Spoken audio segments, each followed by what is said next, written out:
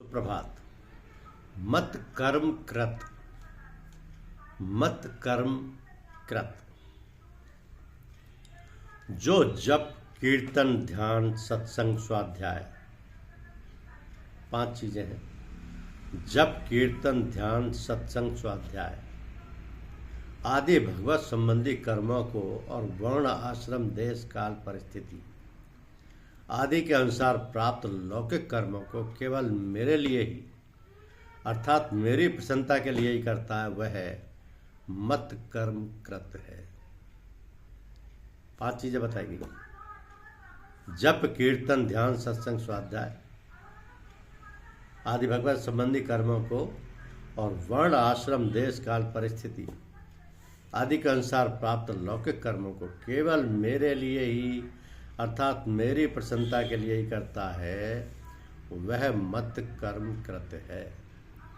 तो वास्तव में देखा जाए तो कर्म के परमार्थिक और लौकिक के 2 बाह्य रूप होते हैं, पर भीतर में सब कर्म केवल भगवान के लिए ही करने हैं। ऐसा एक ही भाव रहता है, एक ही उद्देश्य रहता है। तात्पर्य यह हुआ कि भक्त शरीर इंद्रिय मन बुद्धि से जो कुछ भी कर्म करता है वो सब भगवान के लिए ही करता है।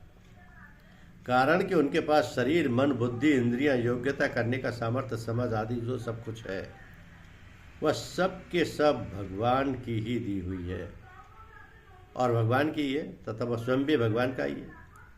वो तो केवल भगवान की प्रसन्नता के लिए भगवान की आज्ञा के अनुसार भगवान की दी हुई शक्ति से निमित्त मात्र बनकर कार्य करता है। यह उसका मत कर्म कृत होना है।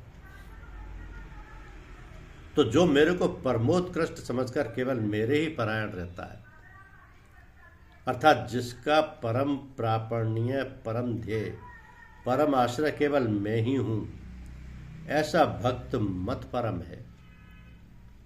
तो जो केवल मेरा ही भक्त है, अर्थात जिसने मेरे साथ अटल संबंध जोड़ लिया है कि मैं केवल भगवान का ही हूं और केवल भगवान ही मेरे हैं, तथा मैं अन्य किसी का भी नहीं हूं और अन्य कोई भी मेरा नहीं है, ऐसा होने से भगवान में अतिशय प्रेम हो जाता है। क्योंकि जो अपना होता है वो स्वतः प्रिय लगता है। प्रेम की जागृति में अपनापन ही मुख्य है।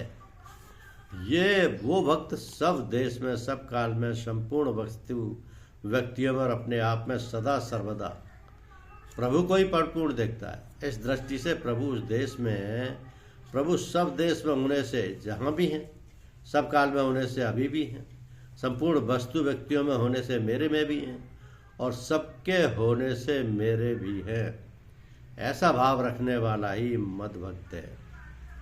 तो केवल भगवान के लिए ही कर्म करने से, केवल भगवान के ही परायण रहने से और केवल भगवान का ही भक्त बनने से क्या होता है, इसका उपयुक्त पदों से वर्णन करते हैं कि वह संग वर्जित हो जाता है।